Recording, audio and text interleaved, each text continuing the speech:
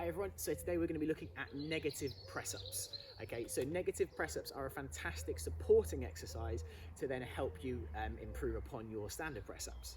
Okay, now the whole premise of a negative press-up is that we're working on eccentric lengthening.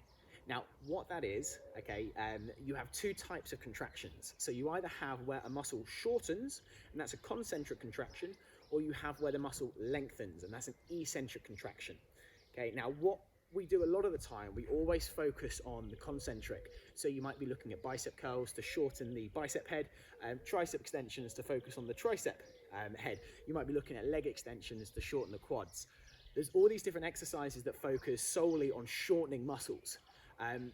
But we don't see a lot of people work too much on the lengthening. Now, the lengthening is really, really important because that's where the strength is developed. Okay, whenever you're looking at lengthening a muscle whilst putting load and tension through it, what you're actually doing to the muscle fiber is you're stretching, you're lengthening, you're breaking it down more than you normally would. So you're making those micro tears that you'd normally create in your muscles anyway, slightly bigger.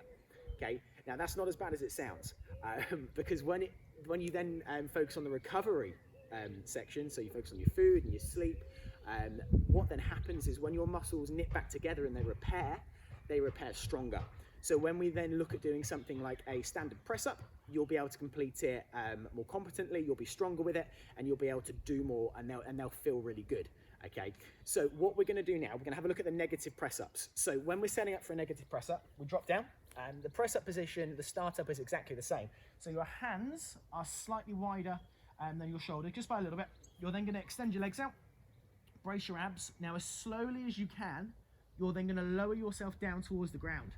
Now, when you get to the point of where you can't hold it for any longer, drop your knees, extend back up, lift the legs.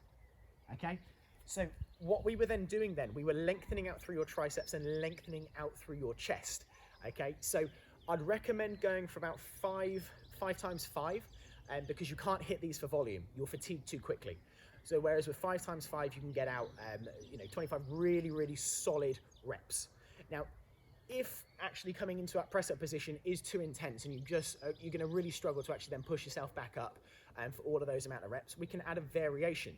So the variation we're going to look at, okay, the setup's exactly the same. Brace the abs, slowly then lower yourself down, but this time you're going to go all the way to the floor. And then once you're at the floor, you're going to push back into child's pose. Okay, stretch forward, and then one leg at a time, lift yourself back up. Okay, if you then need a bit more stability, you can take your legs a little bit wider. But what you've done then, you've eliminated that shortening section on the top, because you push back into a stretch, you get a little bit of recovery, you pull it forward, you then take one leg up at a time. Okay, so you can then still work on the movement, even if you're not then strong enough to go into that full press up, hold. But what that will then help you to do is then build to that section and then build up to being able to smash out normal press ups, guys.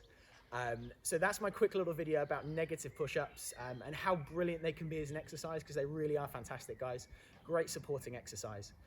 Until next time, guys, have a brilliant day, and I'll catch up with you soon. All right, bye-bye.